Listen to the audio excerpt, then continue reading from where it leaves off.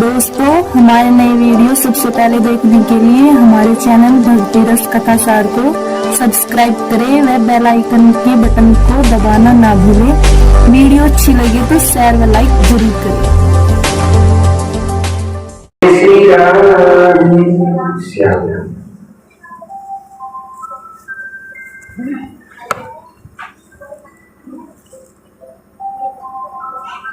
द्वितीय दिन की कथा में रात्रि में प्रसंग विश्राम हुआ था भीष्म पितामह और भगवान कृष्ण की वार्ता। मेरे गोविंद भीष्म पितामह से कहते हैं, चरणों में प्रणाम किया है, कहने लगे कि आपके पुत्र पांडव आज महाभारत का युद्ध जीतकर राजा बन गए,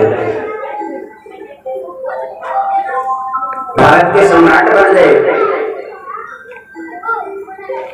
आपके पास आए हैं, प्रणाम करते हैं। द्रौपदी भी आई है, आप कृपा करके इनको कुछ उपदेश कीजिए। आपके जीवन का जो भी लंबा अनुभव है वो इन पांडवों को बताइए। भीष्म पितामह जी ने कहा कि सब कुछ जानते हुए भी जो दूसरों को आदर दे, भैया दूसरों को आदर देना तो तुमसे कोई सीखे। कन्हैया, तुम क्या मुझसे कुछ कम जानते हो? जिसने बाणों की नोक पर महाभारत के बीच खड़ा होकर के गीता का उपदेश किया हो, ऐसा कन्हैया क्या कम विद्वान हो सकता है? आप राजनीति के बारे में सब कुछ जानते हैं, लेकिन आप मुझको सम्मान दे रहे हैं। भीष्म पितामह जी ने कहा, आंखें खोलकर पांडवों की ओर देखा और कहने लगे कि दानम धर्मान राज धर्मान मोक्ष धर्मान विभाग से, अर्थात पांडवों को उपदेश कर रहे हैं।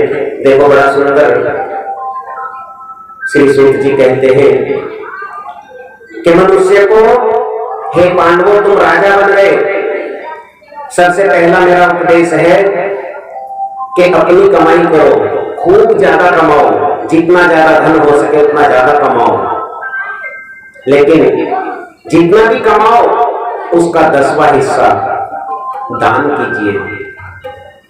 दान धर्मान, बोले तन पवित्र सेवा किए, तन पवित्र सेवा किए, धन पवित्र कर दान, मन पवित्र हरि भजन सो होत त्रिविध कल्याण। जिसने अपने शरीर से साधु संतों की, ब्राह्मणों की, गौ माता की सेवा की हो, जिसने दूसरे मनुष्य में भगवान को जाना हो, तो भैया उसका तन पवित्र हो जाता है। धन पवित्र कैसे होता है?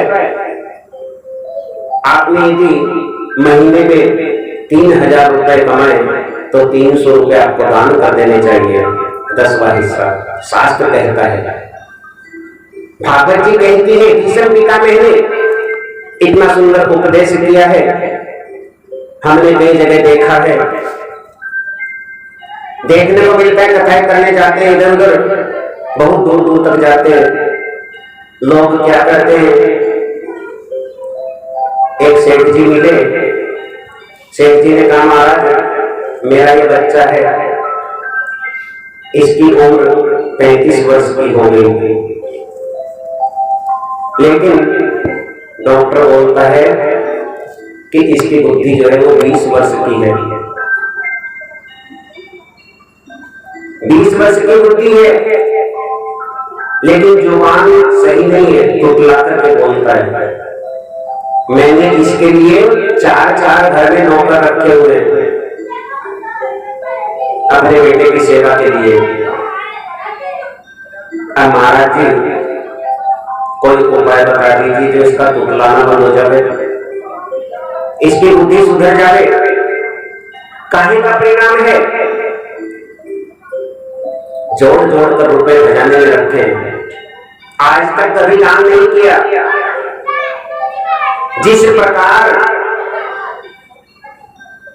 एक कुएं के अंदर जब तक जल निकालते रहेंगे तब तक उस कुएं में से जल साफ सुथरा जल आएगा, और जब उस कुएं में से 10 साल के लिए जल निकालना बंद कर दो, उसमें कबाड़ भर जाएगा।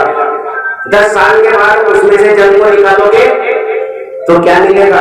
साफ सुथरा जल मिलेगा क्या? नहीं मिलेगा, कड़वा जल हो जाएगा।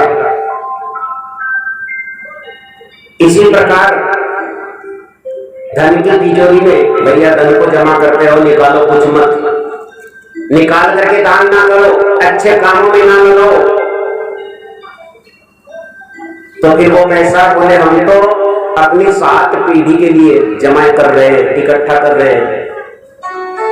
पता चला कि जो जमा करने वाला है वो तो बूढ़ा होकर के चला गया, और जमा किया हुआ पैसा कहां गया? बोले बेटों की आदत खराब हो गई, जुआ करने लगे, मदिरापान करने लगे, वेश्यावृत्ति करने लगे।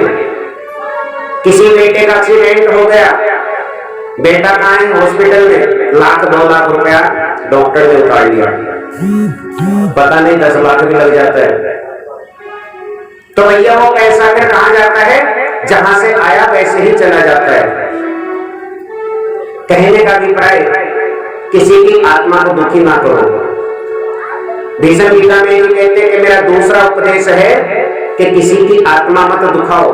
पाप होते हुए राजा का कर्तव्य है कि राजा को अपनी प्रजा को संतान समझना चाहिए, संतान की भांति प्रजा का पालन करे। हे युधिष्ठिर, तुम राजा हो, तुम्हारा कर्तव्य बनता है कि यदि तुम्हारी आंखों के सामने कोई पाप हो रहा है, यदि तुम्हारे शरीर में जितनी ताकत है, अपनी ताकत लगा करके उस पाप को रोकिए। यदि तुम्हारे शरीर में ताकत नहीं है तो आप नेत्र बंद करके वहां से निकल जाइए। ऐसा उपदेश भीष्म पितामह जी ने किया है। बोले पाप होते अपनी आंख से नहीं देखना। सामने खड़ी द्रौपदी मुस्कुराने लगी, हंसने लगी। कौरवों और पांडवों ने महाभारत के पूरे महाभारत में उठा करके देख लीजिए, सबसे बड़ा पात्र, सबसे लंबी आयु का पात्र भीष्म पितामह जी है। भीष्म पितामह से बड़ा कोई भी नहीं है।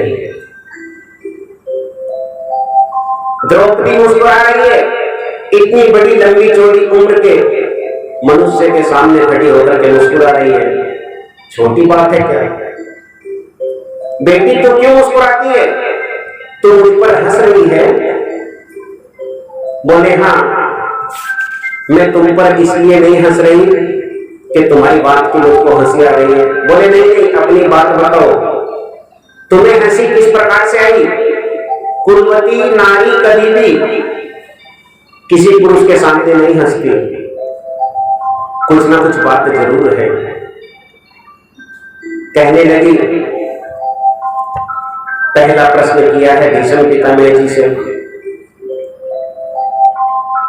बोले पितामह, मेरे को एक बात बताओ, मुझको हंसी इस बात की आई कि आज तुम धर्म कर्म की बातें बता रहे हो, पांडवों को उपदेश कर रहे हो कि आंख के सामने पाप होता नहीं देखना चाहिए। उस समय तुम्हारी ये बुद्धि, उस समय तुम्हारा ये उपदेश कहां गया था जिस समय दुशासन ने भरी सभा में मेरी साड़ी का हरण किया था? उस समय मैंने हाथ जोड़कर केवल तुम्हारे भरोसे पर फैसला छोड़ दिया था। पूरी भरी सभा में तुमसे बड़ा और कोई नहीं था। तुम चाहते तो दुशासन को रोक सकते थे, लेकिन तुमने ऐसा नहीं किया। उस समय तुम्हारा धर्म कहां गया था? दूसरा प्रश्न मेरा यह है कि जब पांडव द्यूत क्रीड़ा में कौरवों से हार गए, ये पांचों तो हाथ बांध करके बैठ गए। इनको मुझ जैसी रजसवला स्त्री को दांव पर लगाने के लिए किसने अधिकार दिया? इनका मेरे ऊपर दांव पे लगाने का क्या अधिकार था? अब ये दो प्रश्न किए हैं। सूत जी कहते हैं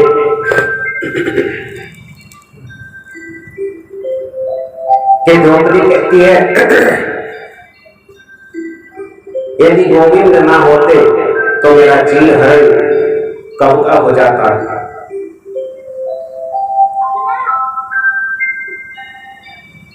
श्री सूत जी कहते हैं कि महापुरुषों को, भैया जो महापुरुष लोग होते हैं कभी रोते नहीं। आज तक भीष्म पितामह को पूरा जीवन चरित्र उठा करके देखिए, कभी तक रोना नहीं आया, लेकिन आज आंसू रोक नहीं पाए। आज रो रहे हैं और रो करके द्रौपदी से कहते हैं कि बेटी तुम्हारी बात सत्य है, लेकिन मैं उस समय विवश था क्योंकि मैंने दुर्योधन का नमक खाया था। दुर्योधन का नमक खाया था, अधर्म का नमक खाया था, इसलिए मैं धर्म नहीं कर सकता था। दुर्योधन का नमक का जो खून था वो मेरी रगों में दौड़ रहा था, इसलिए मैं वहां कुछ नहीं कह सका। आज अर्जुन के एक एक बाण ने मेरे शरीर में इतने छिद्र कर दिए कि 2000 बिच्छू एक साथ डंक मारे, इतना पीड़ा मेरे को हो रही है। आज मेरे शरीर में हड्डियों का पिंजर है। अर्जुन के बाणों में जितना भी अधर्म का खून था वो सारा का सारा निकाल दिया। दुर्योधन का खून समाप्त हो गया। आज मैं इसलिए धर्म का उपदेश कर रहा हूं। कन्हैया से कहा कि कन्हैया अब मेरा शरीर शुद्ध हो गया।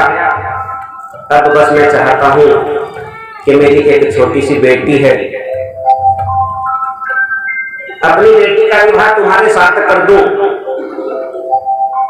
यहाँ पर प्रश्न उठता है, शंका होती है कि भीष्म पितामह बाल ब्रह्मचारी है, भीष्म पितामह जी को बेटी कहां से हुई?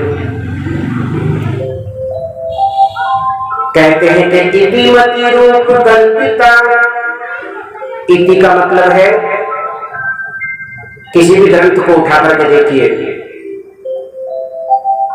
ग्रंथ के अंतिम पृष्ठ पर लिखा होगा इति, और ग्रंथ के प्रथम पृष्ठ पर क्या लिखा होगा? अथ। अथ का मतलब प्रारंभ, इति का मतलब समाप्त। आज मेरी कुंवारी बेटी है, मैं उसका विवाह, मैंने बहुत वर की खोज की। भैया कोई भी पिता अपनी बेटी का विवाह करने के लिए किसी अच्छे वर की, अच्छे घर की तलाश करता है। आज तक मेरे को सारी दुनिया में खोज गया, कोई ऐसा वर नहीं मिला। तुम जैसा सुंदर कोई वर नहीं है। कन्हैया मैं चाहता हूं अपनी बेटी का विवाह तुम्हारे साथ कर दूं। बेटी कौन है? बोले मेरी आत्मा। आज मेरी आत्मा शुद्ध हो गई, मैं अपनी आत्मा को परमात्मा से जोड़ना चाहता हूं। आत्मा को परमात्मा से जोड़ने के लिए कन्हैया से सुंदर, भैया कन्हैया कौन है? कन्हैया तो परमात्मा है, और परमात्मा से आत्मा जुड़ जाए। कई और राधा स्वामी लोग, कई सत्संगी लोग राधा स्वामी का सत्संग दे रखा है, लेकिन जानते नहीं कि राधा स्वामी क्या है। बोले कन्हैया क्या है? कुछ नहीं है। राम क्या है? कुछ नहीं है। शिव क्या है? कुछ नहीं है। राधा स्वामी है जो कुछ। अब राधा स्वामी क्या है? बोले राधा का स्वामी कौन है? कन्हैया ही तो है। और राधा किसको बोलते? आत्मा को। कन्हैया कौन है? परमात्मा। आत्मा सो परमात्मा।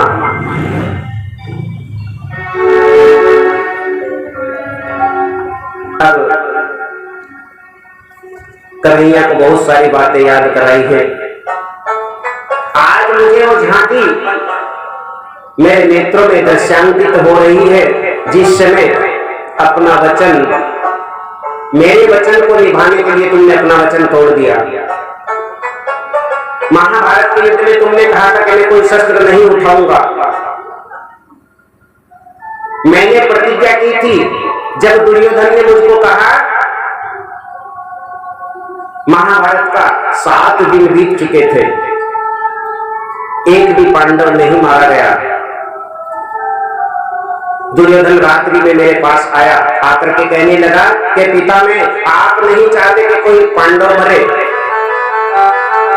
वरना तो आप जैसा बलशाली सेनापति, तुम्हारे आगे एक भी पांडव न रुक पाए। उस समय मैंने प्रतिज्ञा की थी, कल सुबह सूर्यास्त तक या तो मैं जीवित रहूंगा या फिर अर्जुन जीवित रहेगा। जाकर के कन्हैया ने क्या किया है? कन्हैया तो अंतर्यामी है, परमात्मा है। कन्हैया ने जाकर के द्रौपदी के कक्ष में कह दिया, बोले बहना, कल तो तू विधवा हो जाएगी। द्रौपदी कन्हैया की बात को सुनकर के मुस्कुराने लगी, हंसने लगी। बोले बहना, तू समझ भी रही है क्या कह रहा हूं मैं? तू सुन भी रही है? कल तू विधवा हो जाएगी, अर्जुन कल इस दुनिया में नहीं रहेगा। सुनकर के मुस्कुरा रही है और मुस्कुराती हुई कह रही है कि हमें चिंता नहीं उनकी, उन्हें चिंता हमारी है,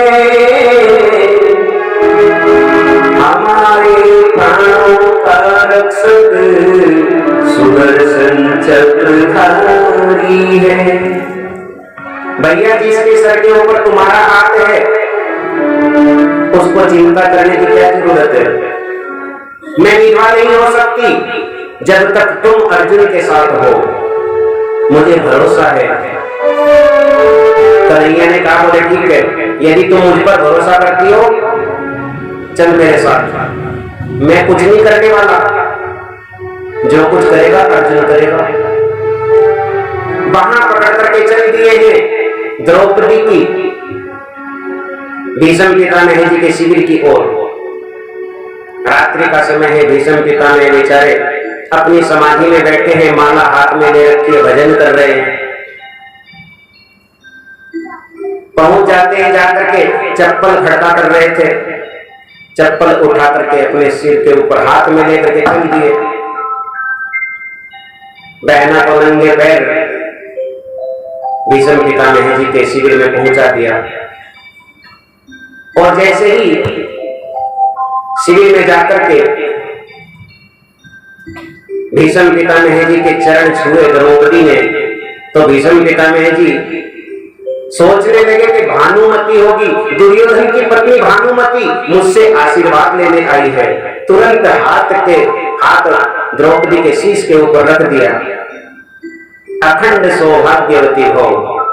जैसे ही ऐसा कहा तो द्रौपदी तुरंत से बोल उठी, बोले पितामह, अरे आप अखंड सौभाग्यवती भव का आशीर्वाद दे रहे हैं, आप जानते हैं किसको आशीर्वाद दे रहे हैं? तुरंत जैसे ही द्रौपदी के वचन सुने हैं तो नेत्र खोल दिए कि सुनते ही वचन द्रौपदी के हाथ से माला छूट गई, प्रभु के चरणों में लगी हुई वो अखंड समाधि टूट गई। हाथ से माला छूट गई, घबरा गई। मैंने तो दुर्योधन की पत्नी भानुमति समझ करके आशीर्वाद दिया, लेकिन ये तो द्रौपदी है। बोले आपका वचन सत्य होगा या फिर आपका आशीर्वाद सत्य होगा? जो आपने प्रण किया है वो सत्य होगा कि आशीर्वाद सत्य होगा? बेचारे बीच में फंस गए। अब अपनी मृत्यु का कारण बताने लगे। पहले मेरे को सत्य सत्य बता कि तुझे यहाँ पर लेकर के कौन आया। जरूर उस टेढ़ी टांग वाले का कमाल है, वही तुझको यहाँ पर लेकर के आया है, सिवाय उसके कोई और तो ऐसा काम कर ही नहीं सकता। चल दिए हैं, पहुंच जाते जाकर के देखा है कि कन्हैया कदम के पेड़ के नीचे द्रौपदी के चप्पल शीश के नीचे रख करके काली कमलिया ओढ़ करके सो रहे हैं। ऐसे सोते हुए कन्हैया को देखकर कमलिया को उतारा है और उतार करके कहने लगे कि कन्हैया, मैं जानता था तुम्हारे सिवाय और कोई ऐसा काम नहीं कर सकता। जब तुमने धोखे से ये आशीर्वाद दिलवा ही दिया तो अब जान लो कि मेरी मृत्यु कैसे होगी। अंबा, अंबिका, अंबालिका 3 कन्याएं थी जो इतिहास में भी आती हैं। वो 3 कन्याएं भीष्म पितामह जी अपने भाइयों के लिए चोरी करके लाए थे, हरण करके ले आए। भीष्म पितामह जी ने जब देखा है कि मेरा दोनों भाइयों में से कोई सा भी कामयाब नहीं है, एक अंधा है और एक पोलियो ग्रस्त है, पांडु रोग से ग्रस्त है। फिर उनको वापसी छोड़वाने के लिए जब रथ में लेकर के जा रहे थे तो उन्होंने तुरंत श्राप दिया, अब हम किसकी शरण में जाएंगे, हमसे विवाह कौन करेगा। हम तुम्हें श्राप देते हैं कि हमारा अगला जन्म होगा और अगले जन्म में हमारे कारण ही तुम्हारी मृत्यु होगी। प्रेम से कैसी रात है, आवाज नहीं आई। इतनी बात कहकर बोले वही अंबा, अंबिका, अंबालिका पांडवों की सेना में शिखंडी बनकर के जन्म लेकर के आई है। अर्जुन के सामने उस शिखंडी को खड़ा कर देना, मैंने दूसरा प्रण किया है कि मैं कभी किसी स्त्री पर हाथ नहीं उठाऊंगा। अर्जुन उसकी आड़ में खड़ा होकर के मेरे ऊपर बाणों की वर्षा करे तो मेरी मृत्यु हो जाएगी। अपनी पूरी बात बता दी, वैसा ही हुआ जैसा बताया। आज मैं इस बाणों की सैया पर पड़ा हूं। कन्हैया, आप जैसा मुझको और सौभाग्यशाली, मेरा सौभाग्य ऐसा कहां हो सकता है, मेरे जैसा सौभाग्य और किसी भक्त का कहां हो सकता है कि कन्हैया सामने खड़े हो और मेरी मृत्यु उसी समय अपने प्राणों को त्याग दिया है।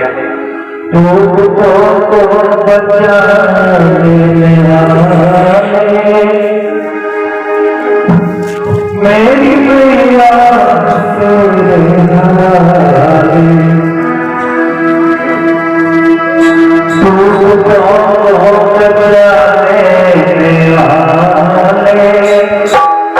मेरी मैया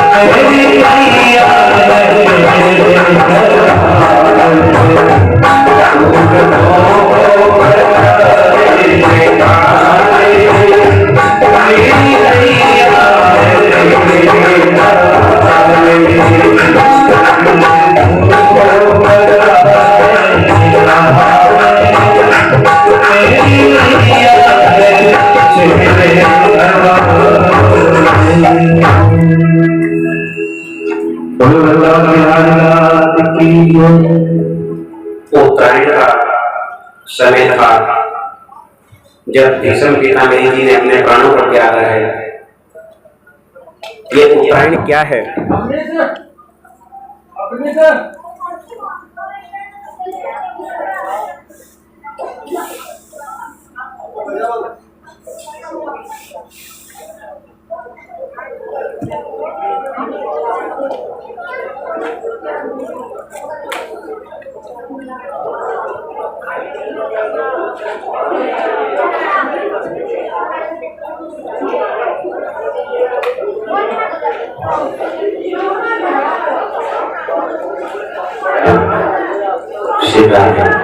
भैया उत्तरायण क्या है?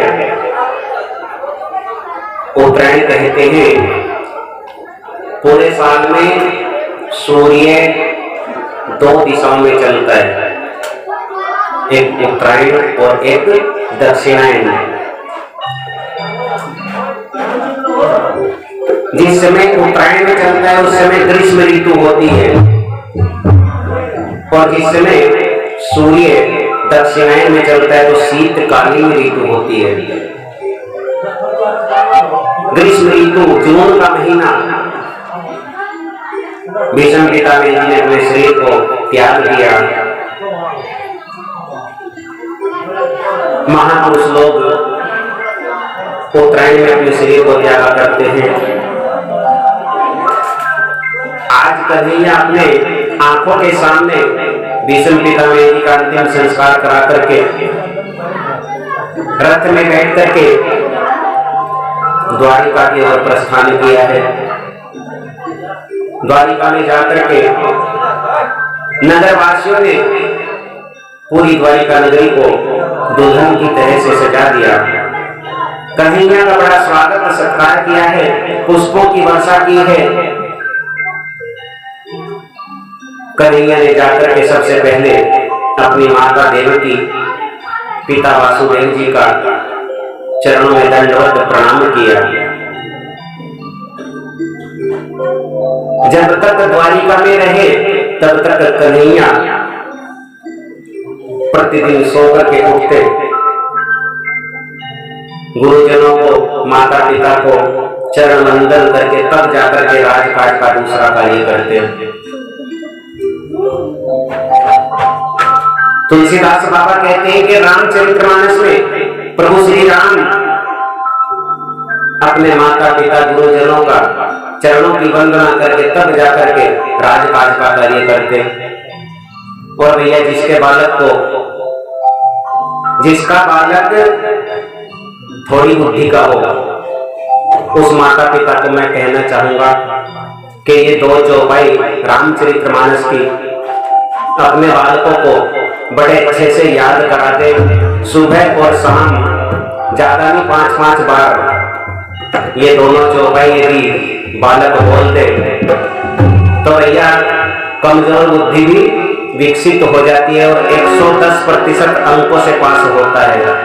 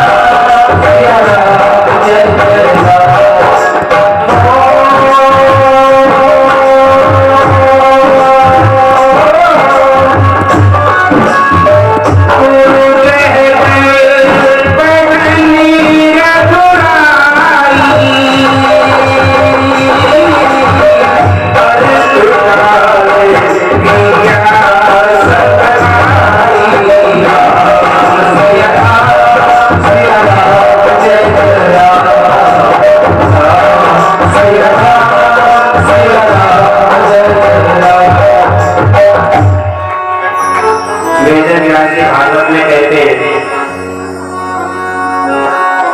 वेद व्यास जी भागवत के अंदर इसी बात को कह रहे हैं कि अभिवादनम शीलस्य नित्यम वृद्धोपसेविने चत्वारि तस्या वर्धन्ते आयु विद्या यशो बलम। चार चीज बढ़ती है,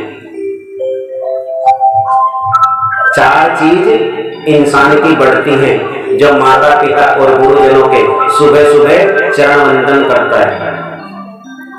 बिना किसी काम को किए कोई मंत्र जंतर नहीं करना, कुछ नहीं करना, केवल सुबह उठ करके माता के पिता के गुरुजनों के चरणों की वंदना करना, बस चार चीजें अपने आप बढ़ जाएंगी, आयु विद्या यश और बल। कन्हैया भी अपनी माता के पिता के गुरुजनों के चरणों की वंदना करते हैं। आज हस्तिनापुर में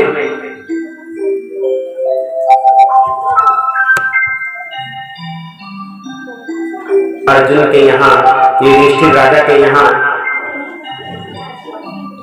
बड़ी खुशी हुई है, प्रसन्नता हुई है। आज पांडवों के कुल का दीपक जग गया। उत्तरा को जो बालक उत्पन्न हुआ है, बड़ा सुंदर बालक है, लेकिन मुख से कुछ नहीं बोलता। नेत्र खोल करके देखता है, एक बार देखता है कि कोई नजर आ रहा है, भीड़ में कोई नजर नहीं आता। जब कहीं कोई नजर नहीं आया, जिसको देख रहा है, जिसको तलाश रहा है, वो नजर नहीं आया तो तुरंत नेत्र बंद कर लिए, अधमरा हो गया। ये खबर जैसे ही द्रौपदी ने कन्हैया को पुकारा है, कन्हैया दौड़ करके द्वारिका से आए हैं, आकर के द्रौपदी को कहा, अरे बहना क्या बात है? बोले केशव बात क्या है? बात तो यह है कि बालक उत्पन्न हुआ है, लेकिन मुख से कुछ नहीं बोलता, नेत्र नहीं खोलता। कन्हैया ने अपने गोद में लेकर के दुलार करना प्रारंभ किया। ज्यों ही शीश के ऊपर हाथ फेरा, तुरंत उस बालक ने नेत्र खोल दिए। जैसे ही नेत्र खोले हैं, सबसे पहले कन्हैया का दर्शन पाया है। उस भरी भीड़ में जितने लोग देखने के लिए आ रहे थे, उन सारी की सारी भीड़ में कन्हैया का तलाश कर रही थी आंखें, लेकिन कहीं कन्हैया नजर नहीं आ रहा था। आज कन्हैया का दर्शन हुआ है। धन्य है ऐसे महाराज परीक्षित जी को, जिनको जन्म लेते ही भगवान का दर्शन हो। कन्हैया ने कहा, बहना मानो ये मेरा इंतजार कर रहा था, मेरी प्रतीक्षा कर रहा था, इसीलिए मैं इसका नाम परीक्षित रखता हूं। बोले परीक्षित जी महाराज की। अब की बार कन्हैया को अकेला नहीं भेजा। कन्हैया जाने के लिए तैयार हुए। युधिष्ठिर महाराज ने अर्जुन से कह दिया, बोले अर्जुन, कन्हैया को कोई जंगल का रास्ता पड़ता है, कोई लूट ना ले, तुम इनके साथ में चले जाओ, जंगल पार करा करके आ जाना। कन्हैया के साथ में अर्जुन चले हैं। आज द्वारिका गए अर्जुन को 7 माह बीत गए, 7 महीने का समय बीत गया।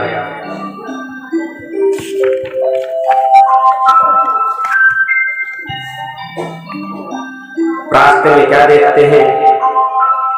भीमसेन हस्तिनापुर नगरी के चारों ओर घूम रहे हैं। रास्ते में जाकर के देखा है कि एक लोहार ताले बना रहा है। लोहार ताले बनाता है। पूछा है कि ताले क्यों बना रहे हो? बोले आज कली काल आने वाला है, तुम्हारे राज्य में चोरी होने लग गई, अब लोग ताले लगा करके सोया करेंगे। अब महाराज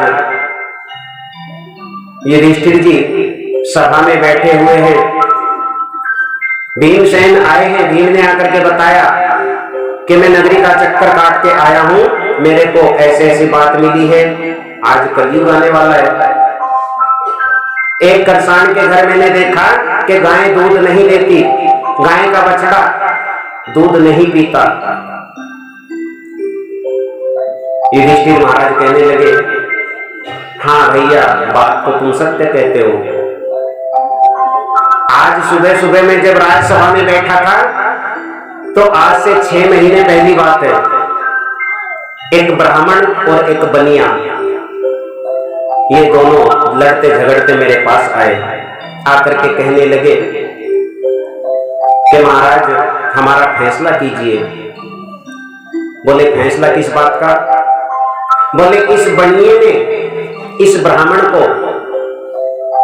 जमीन दान दी थी, 6 महीने पहली बात है। उस जमीन में जब ब्राह्मण ने नींव खोदनी प्रारंभ की तो एक सोने की ईंट निकली।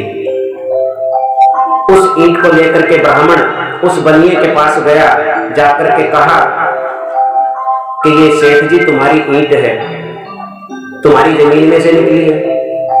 उस समय तो बनिए ने कह दिया कि जो चीज मैंने तुमको दान में दे दी तो ये ईंट भी उसी के साथ में है। लेकिन वही बनिया आज इस ब्राह्मण के साथ लड़ने लगा, बोले मेरी सोने की ईंट चाहिए। बेईमानी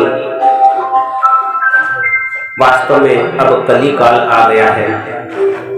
इतनी बात सोच ही रहे थे कि सामने से अर्जुन का आगमन होता है।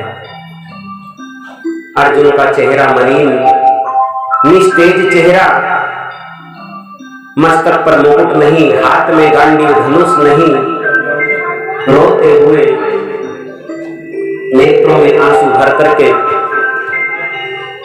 आकर युधिष्ठिर के चरणों में गिर गए। युधिष्ठिर महाराज कहने लगे,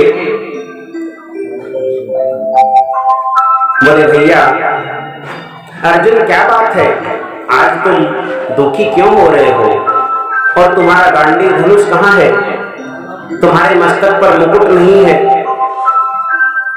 ऐसी क्या बात हो गई? इस प्रकार का चेहरा तो उस समय होता है, पहली बात तो अगम्या स्त्री के संग समागम किया हो, दूसरी बात गाय का वध करने की गलती कर दी हो तब जाकर के ऐसा चेहरा होता है, तीसरी बात जिसके जीवन में हमने एक भी दिन जिसके बिना रहना नहीं सीखा, यदि वो हमसे बिछुड़ करके चला जाए तब जाकर के ऐसा शरीर, ऐसा चेहरा होता है। इन तीनों में से कौन सी बात सत्य है? बोले भैया इनमें से कोई बात, दो बात तो सत्य नहीं है, एक बात सत्य है। ना ही तो किसी गाय का वध किया है, ना ही मैंने किसी स्त्री का समागम किया है, बल्कि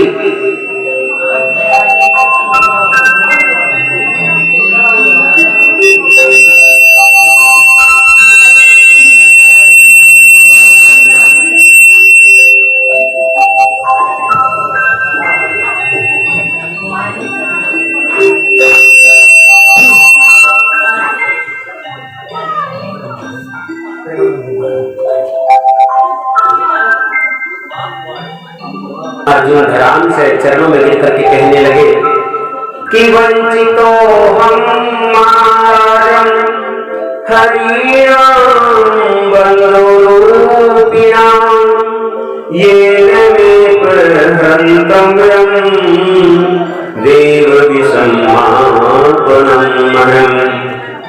आज हरि रूपी बंधु हमको छोड़ करके चले गए, आज केशव हमको छोड़ करके चले गए। भैया जिससे ज्यादा प्रीत की हो जीवन में, यदि वो छोड़ करके चला जाए तो क्या हाल होता है। आज तक कन्हैया ने हमारे दुखों का निवारण किया है, कन्हैया हमारे साथ थे, बार बार हमारे दुखों का निवारण करते रहे। महाभारत का पूरा युद्ध कन्हैया ने हमको जिताया है। द्वारिका नगरी जल में डूब गई और द्वारिका में जितनी भी नारियां थी वो सारी की सारी कन्हैया ने कह के अर्जुन इनको अपने साथ हस्तिनापुर में ले जाना है, द्वारिका जल में डूबने वाली है।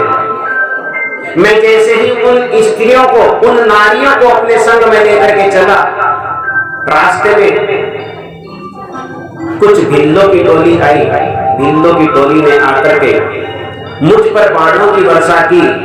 आज मेरे गांडी धनुष ने काम नहीं किया। जिस गांडी धनुष ने पूरे महाभारत को जीत लिया हो, आज वो गांडी धनुष टूट गया। आज वो सारी की सारी नारियां भिल्लों ने चोरी कर ली, हरण कर ली। कन्हैया की इस प्रकार की बातों को अर्जुन के मुख से सुनकर युधिष्ठिर के नेत्रों में जल आ गया, रोने लगे, विलाप करने लगे।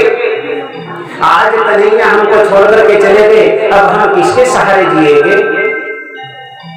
अब इस दुनिया में हमारा कोई नहीं है। कुंती को पता चला केशव हमको छोड़कर चले गए। कुंती ग्रह के एक कोने में बैठ करके रोते हुए अपने प्राणों को त्याग दिया है। महाराज दशरथ ने राम जी के वियोग में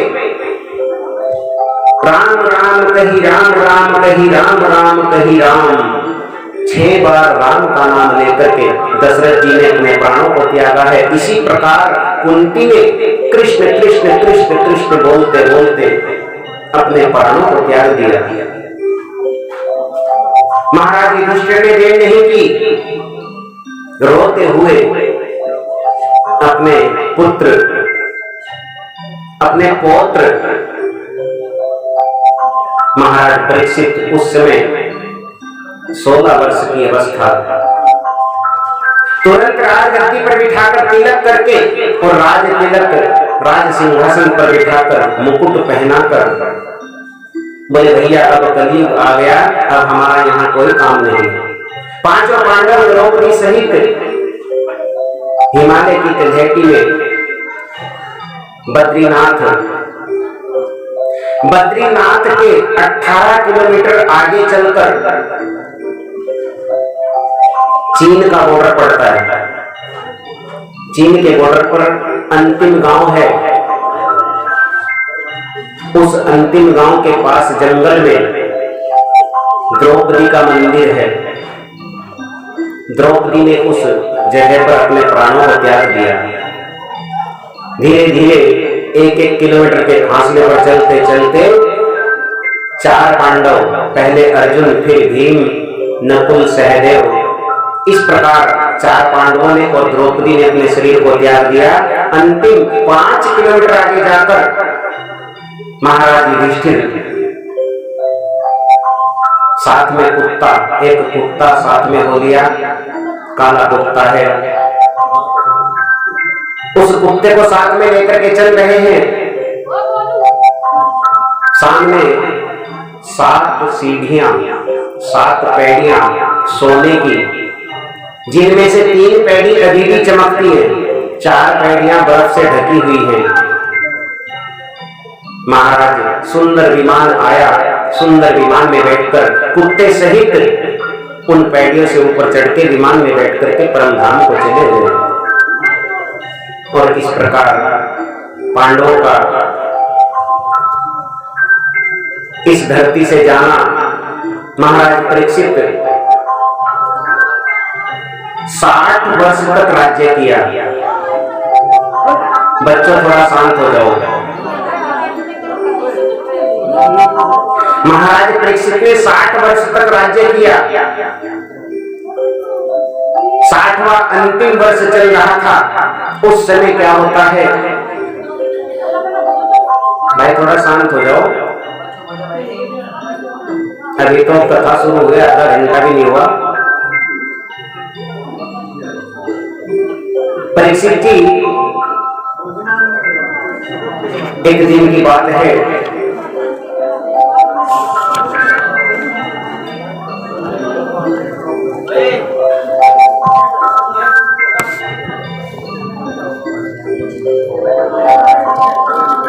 भगवान कहते हैं कि जो मुझसे बनावटी प्रेम करता है,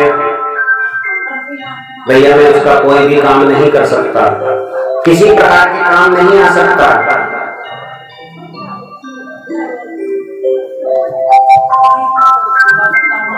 आदरणीय श्री सूत जी कहते हैं कि परीक्षित ने देखा मेरा प्रशासन बड़ा सुंदर चल रहा है। आज मेरे राज्य में धर्म के कार्य होते हैं।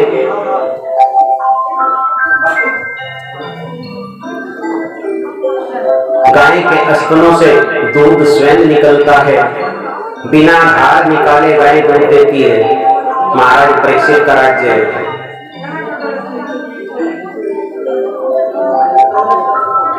ऐसे सुंदर राज्य की स्थापना महाराज परीक्षित के सामने हुई है। कोई व्यक्ति अपने घर पर ताला नहीं लगाता। चोर डाकू परीक्षित से डर करके भाग जाते हैं। महाराज परीक्षित धर्मात्मा है, भेष बदल करके, साधु संत का वेश बदल करके मंदिर में जाते हैं, झाड़ू लगाते हैं।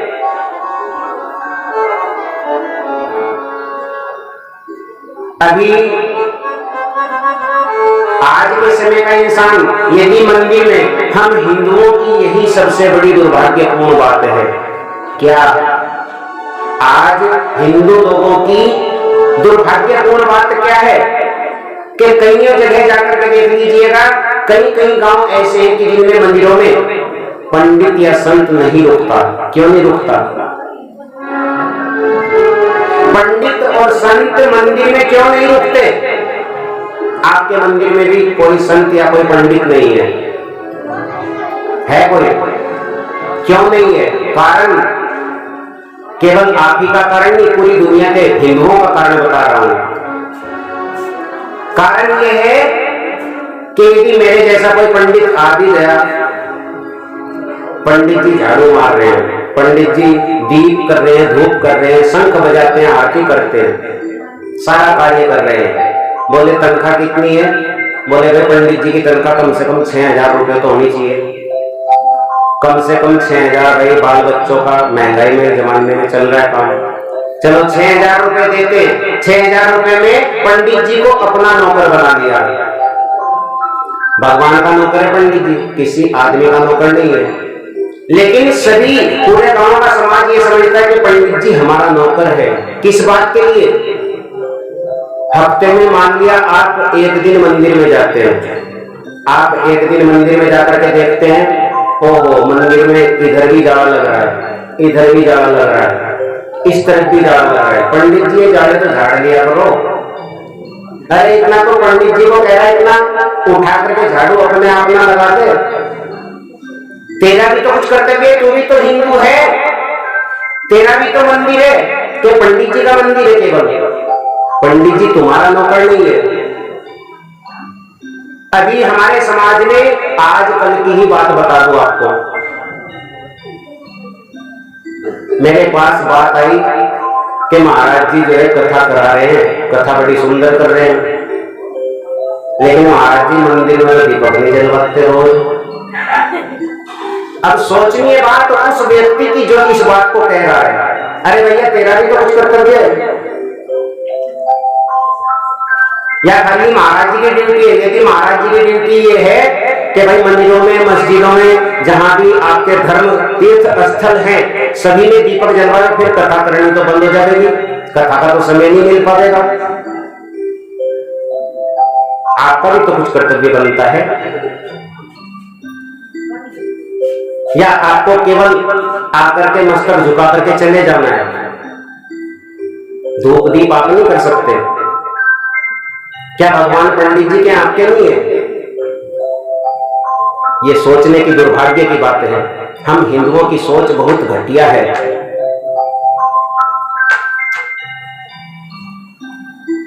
आदरणीय सूत जी कहते हैं कि महाराज परीक्षित ने भेष बदल बदल करके, देखो कितना बड़ा राजा है, पूरे भारत का सम्राट है महाराज परीक्षित।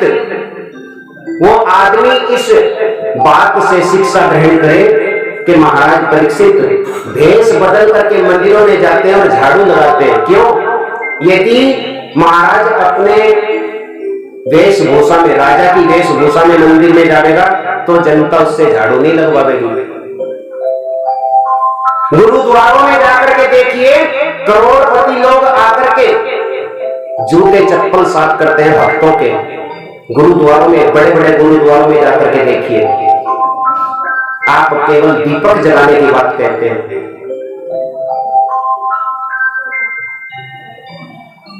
महाराज परीक्षित बड़े धर्मात्मा राजा हैं। श्री सूत जी कहते हैं कि मनुष्य को 8 घंटे सो, 8 घंटे काम करो और 8 घंटे भजन करो। 24 घंटे, 8 घंटे सोना, 8 घंटे भजन और 8 घंटे अपने घर का काम। लेकिन ये आज कलयुग का इंसान कहता है कि नहीं, 8 घंटे सोना भी ठीक है, 8 घंटे काम भी ठीक है, लेकिन 8 घंटे भजन, ये बहुत बड़ा काम बता दिया। महाराज सूत जी कहते हैं कि कोई बात नहीं, इस 24 घंटे को 6-6 घंटे में बांट लो, 6-6 घंटे का अंतराल रख लो। बोले 6 घंटे सोना, 6 घंटे कमाना और 6 घंटे खेलो और 6 घंटे भजन। अब भी कलयुग का इंसान कहता कि नहीं, 6 घंटे भी ज्यादा है, भजन के 6 घंटे भी ज्यादा बता दिए। बोले तो फिर कितने समय तक करें? भक्त लोग कहते हैं कि कितने समय तक करें? संत ने कहा कि एक काम करो, 2 घंटे तो कम से कम भजन कर लो, 6 घंटे नहीं कर सकते, बाकी टाइम में कुछ ही करो कि 2 घंटे भी ज्यादा है। अरे जिस भगवान ने तुम्हें ये शरीर दिया, उसके नाम में आप 2 घंटे का समय भी नहीं निकाल सकते। आज इंसान शाम के समय धूपबत्ती करता है, केवल 1 मिनट मुश्किल से लगाता है और 1 मिनट की फॉर्मेलिटी करता है। इतना गिरा हुआ इंसान है। उस महात्मा ने कहा कोई बात नहीं, तुम 21 घंटे घर का कुछ भी काम करो, सो खाओ पियो खेलो कूदो, लेकिन 3 घंटे ईमानदारी से भगवान का नाम लो। 24 घंटे में से 3 घंटे जिसने ईमानदारी से भगवान का नाम ले लिया, भैया उसको 21 घंटे कुछ भी करने की जरूरत नहीं पड़ने की, पक्की बात है। घर का किसी काम की जरूरत ही नहीं पड़ेगी यदि 3 घंटे केवल भगवान का नाम ले लिया। 24 घंटे आराम ही आराम है। आज का इंसान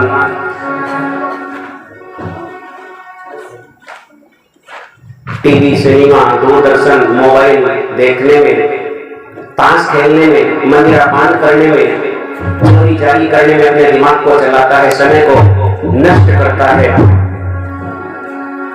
सबके सहारा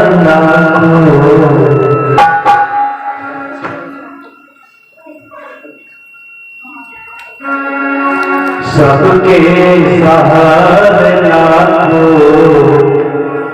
हमेशा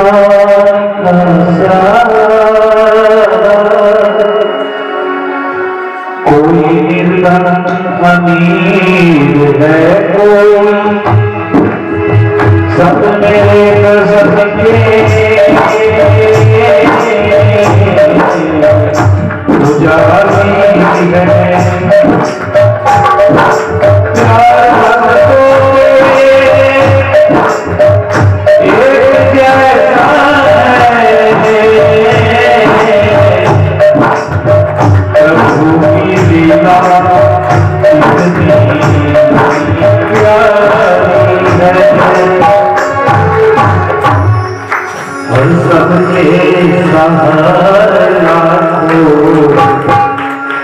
देखिए किसे किसे मेरे श्राप का सहारा है, वो अपने हाथ से नहीं कर सकते।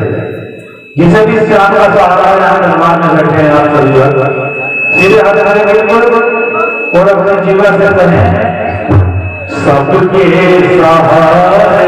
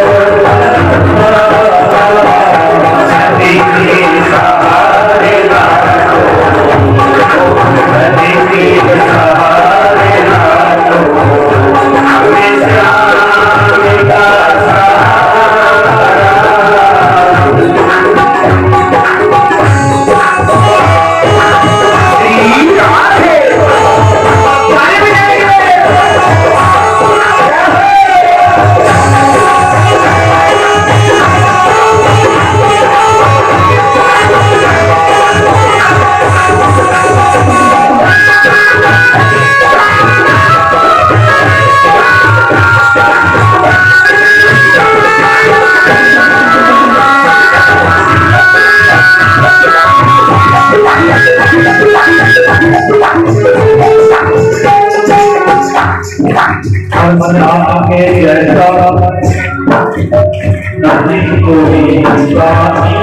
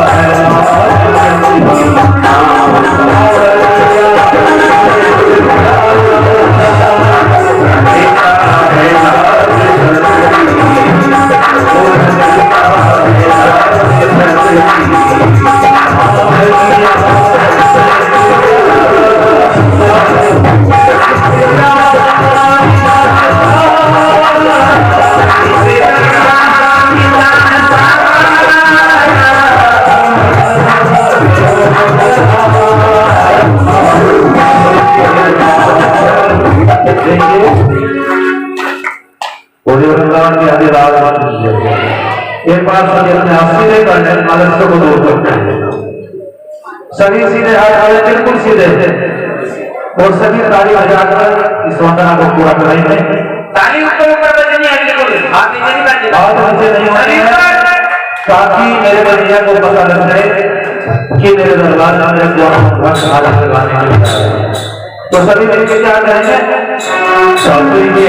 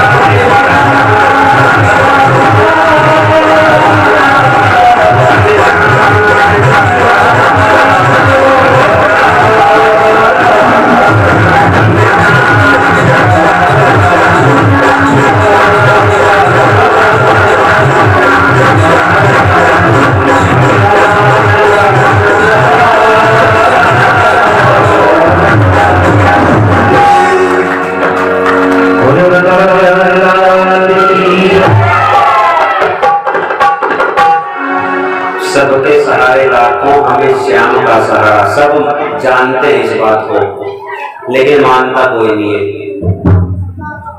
लोग मंदिर में भी जाते हैं। आज कलयुग का भक्त यदि मंदिर में जाता है पता क्या करता है? मंदिर में जाकर के भगवान के सामने आरती उतारेगा, जूते चप्पल पता कहां निकाल लेगा। बोले भगवान की पूजा करते हुए जूते चप्पल पर नजर रहनी चाहिए। फिर भगवान की स्तुति करेगा और भगवान की तरफ मुंह करके कहेगा, बोले त्वमेव माता। फिर शरीर को घुमा के जूतों की तरफ देखेगा, बोले त्वमेव पिता। हाँ, तुम्हें बंधु और तुम्हें सखा। ऐसा भक्त है, भगवान को माता और जूतों को पिता। कहने का मतलब इस प्रकार की स्तुति, इस प्रकार की भक्ति, बनावटी भक्ति भगवान कहते हैं। एक बार आकर कह दे, हे राम जी मैं तुम्हारा हूं, मैं प्राणी मात्र को अभय दे देता हूं। भगवान कहते हैं एक बार सच्चे हृदय से आकर के मुझको कह दे, हे राम जी मैं तुम्हारा हूं, मैं उसको अभय दान दे देता हूं। ये मेरी प्रतिज्ञा है। रामायण में राम ने कहा है। परीक्षित महाराज ने सोचा कि आधी उम्र निकल गई, अब आधी और निकल जाएगी। 60 वर्ष राज्य किया है, 16 वर्ष के राज्य करने लगे थे।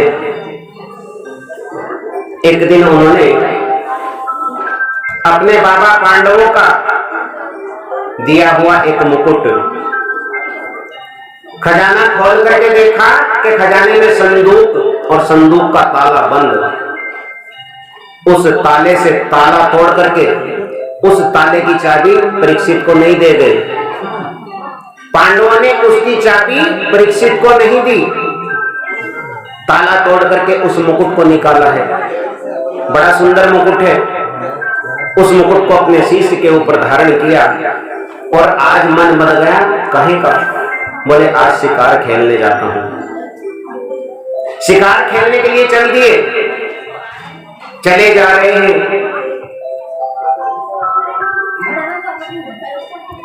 आज उन्होंने उस मुकुट को पहना है और सुदूर के जंगल में जाकर परीक्षित ने एक बड़ा सुंदर दृश्य देखा है। विचित्र दृश्य है। एक पैर पर बैल खड़ा है और बैल के सामने एक गाय खड़ी है। गाय माता बार बार रुदन करती है और बैल से वार्ता कर रही है।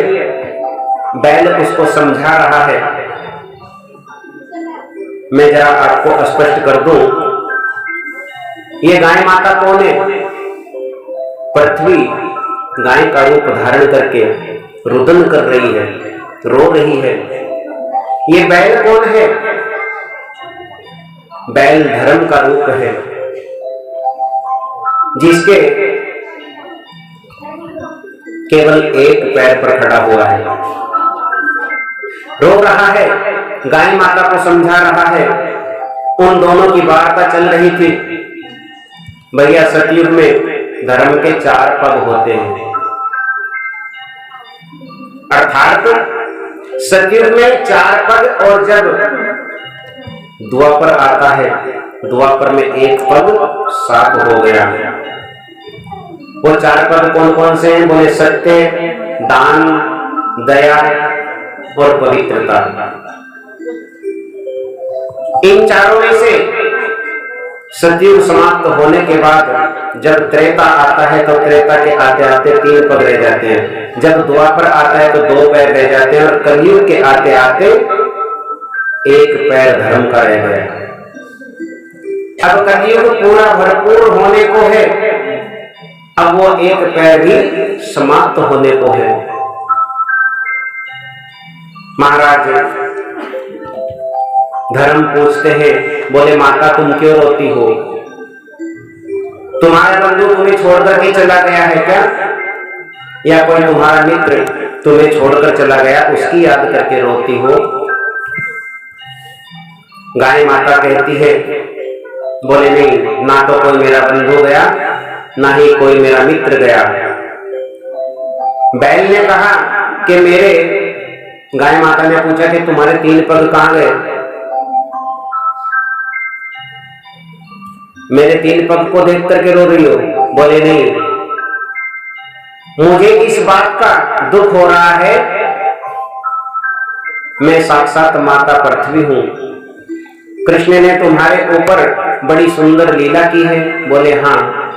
आज कृष्ण चले गए, कृष्ण के जाने के बाद इस धरती पर कली काल का प्रभाव आ गया, लोग मुझ पर अत्याचार करते हैं। गाय बैल की वार्ता चल रही थी, सामने महाराज परीक्षित जी पहुंच जाते हैं। इन दोनों की वार्ता को सुना और पूछने लगे, ये आपके 3 पग किसने काट दिए? मैं महाराज परीक्षित, पांडवों का पौत्र, मेरे राज्य में ऐसा अनर्थ कार्य किसने किया? मैं एक बहुत बड़ा प्रतापी राजा हूं, बलशाली हूं, मुझको बताइए, मैं ऐसे पापी को दंड दे करके उसको यहीं पर मार दूंगा। ऐसी धृष्टता किसने की? अब गाय और बैल दोनों रोते हुए कहने लगे कि एक काला काला पुरुष, लंबी चौड़ी जटाएं, लंबी चौड़ी मूंछ, बहुत लंबा चौड़ा काले वस्त्र धारण करके उस पुरुष ने ऐसा काम किया है। बोले दिखाइए कहां है? बोले हमारे पीछे आ रहा है हमको मारने के लिए। पहुंच जाते हैं, जाकर के अपने धनुष के ऊपर बाण रखा और कहने लगे, सावधान, अरे तू कौन है? अब कलयुग ने सोचा है, बोले ये तो कोई धर्मात्मा पुरुष लगता है। यदि कर्म कांडियों की बात कहे, आज कलयुग में कर्म प्रधान है। कलयुग का आगमन जरूर हो गया, लेकिन धर्मात्मा राजा महाराज परीक्षित धर्म के कार्य करते हैं। तुलसीदास महाराज रामचरित्र में कहते हैं,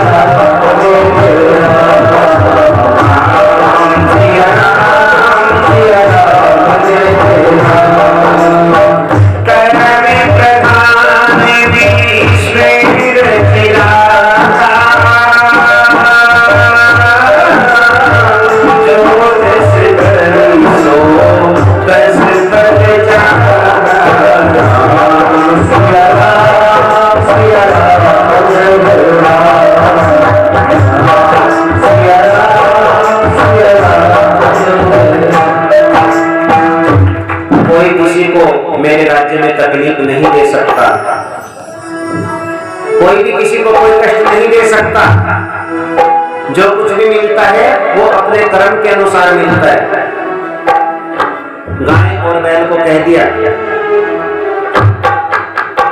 अब कलयुग को जैसे ही डराने धमकाने लगे, कलयुग को पता था कि भैया कभी भी किसी इंसान को किसी इंसान से कुछ मांगना हो, कुछ लेने की इच्छा हो, तो उसकी बढ़ाई कर दो। संसार में सबसे मीठा क्या है? हाँ, सबसे मीठा क्या है? चीनी, चीनी, गुड़, रसगुल्ला, रसगुल्ला है। हाँ, बुरा, पानी, वाणी, गलत बात है। संसार में सबसे मधुर, सबसे मीठा क्या है? संसार में सबसे मीठा है इंसान की प्रशंसा। वाणी से भी मीठी है। यदि किसी के सामने जाकर के उसकी बड़ाई करोगे ना, कहीं की बात बताओगे उसकी, तो भूल के ऐसा हो जाएगा और कहेगा आपके क्या हुआ था, हट के बता दे क्या हुआ था आपके। अपनी बड़ाई सुनने को इतना इच्छुक होता है। महाराज कली ने सोचा कि परीक्षित जी ऐसे तो मानेंगे नहीं, बड़े धर्मात्मा राजा हैं, अब इनसे मांगना क्या है। मांगना तो यह है कि इनके राज्य में मुझको रहना है, मैं इनके राज्य में रहना चाहता हूं। तो मांगने के लिए फिर चरणों में गिर गए। चरणों में गिर करके कहने लगे, बोले महाराज मेरा नाम कली है, और वैसे तो तुम्हारा समय पूरा हो गया, अब तो समय मेरा ही आ रहा। दुआ पर चला गया। भगवान शंकर के आदेश से मैं यहां पर आया हूं, इस धरती पर अब मेरा राज्य आने वाला है। बोले नहीं, जब तक मेरा राज्य यहाँ पर है तो मेरे राज्य से बाहर बाहर कहीं भी रहे, मेरे राज्य में नहीं रह सकता। बोले महाराज अक्षमा करें, आपके जो पूर्वज थे, जितने भी पांडव हुए हैं, सत्यवादी और दानवीर हुए हैं, आप थोड़ा बहुत दान नहीं कर सकते? मैंने तो आपकी बहुत बड़ाई सुनी है। बोले हाँ हाँ दान मांगो, क्या मांगते हो, मैं दान करूंगा। बोले बस दान मुझको क्या चाहिए, मुझको रहने के लिए थोड़ी सी जगह दे दो, बस अपने राज्य में मुझको थोड़ी सी जगह दे दो अपनी मर्जी से। अब महाराज ने सोचा कि चलो कोई बात नहीं। महाराज कली को प्रार्थना करने पर कली पर दया आ गई और उन्हें 4 स्थान दे दिए। धूतम पानम स्त्रियम सूना यत्रा धर्म चतुर्विधे। धूतम कहते हैं जहां पर जुआ खेला जाता हो, हे कलयुग जाकर के उस स्थान पर तुम रहो। पानम कहते हैं मंदिरालय, मंदिरा पान जहां होता हो, हे कलयुग तुम वहां जाकर के रहो। स्त्रियम जहां पर पराई स्त्री को बुरी दृष्टि से देखा जाता हो, वैश्यावर्ती होती हो, हे कलिकाल तुम जाकर के वहां रहो। और चौथा स्थान बताया सोना, जुआ कीड़ा और जहां पर जालसाज कपट होता हो, जहां पर भाई भाई की जमीन हड़प कर जावे, जहां पर धोखा होता हो, ऐसी जगह जाकर के तुम रहो। महाराज ठीक है, आपने 4 स्थान अपनी मर्जी से दे दिए, एक आध स्थान मेरी मर्जी से भी दे दो।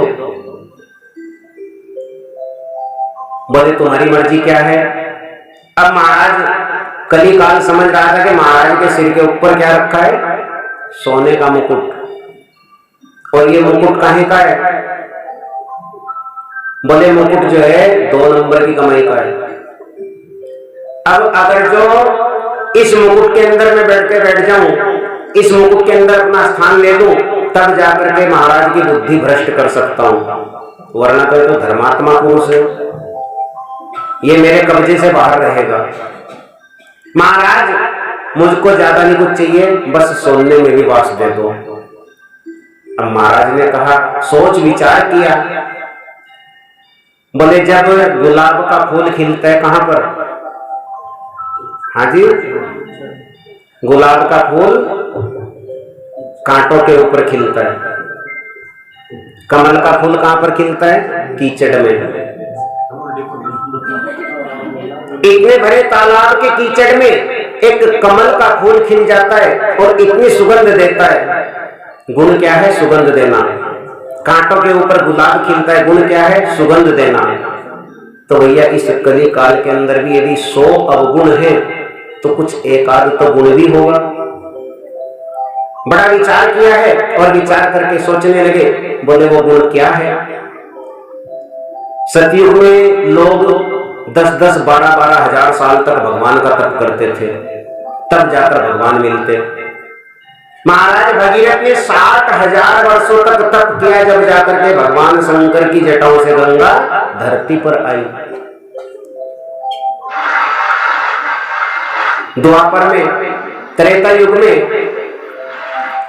1000 साल, द्वापर के आते आते 100 साल, और आज कलयुग में क्या करना पड़ता है? बस ना तो तप करना, ना जप करना, कुछ भी तो नहीं करना।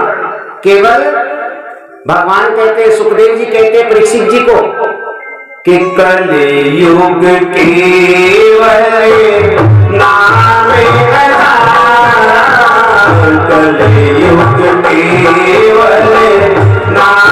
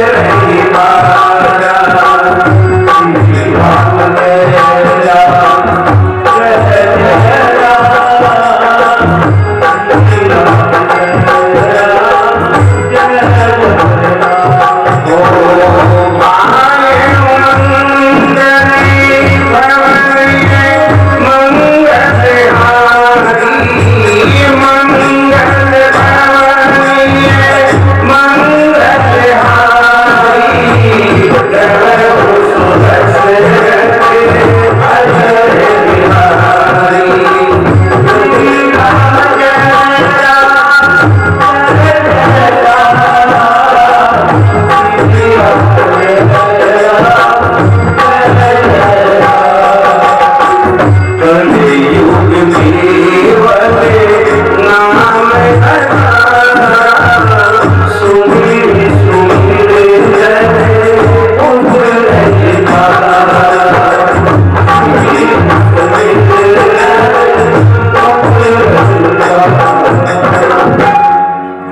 केवल नाम का आधार है। भैया नारद जी को भगवान श्री हरि कहते हैं। मेरे गोविंद ने नारद जी को बड़ा सुंदर उपदेश किया है। नारद जी ने पूछा, भगवान आप कहां पर विराजमान रहते हैं? आप किस जगह पर रहते हैं? धरती पर हैं, आकाश में हैं, या पाताल में हैं, सूरज चांद सितारे में, कहां पर है? बोले ना तो मैं धरती के ऊपर हूं, ना नीचे हूं, ना पाताल में, ना आकाश में। बोले तो फिर? बोले जो भगवान, जो भक्त अपने हृदय से मेरा गान करता है, कीर्तन करता है, नाम लेता है, मैं उस भक्त के हृदय के अंदर विराजमान हूं। प्रेम से कैसी राग है।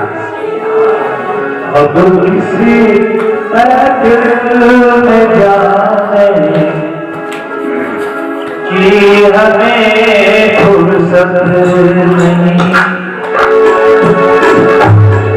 दुनिया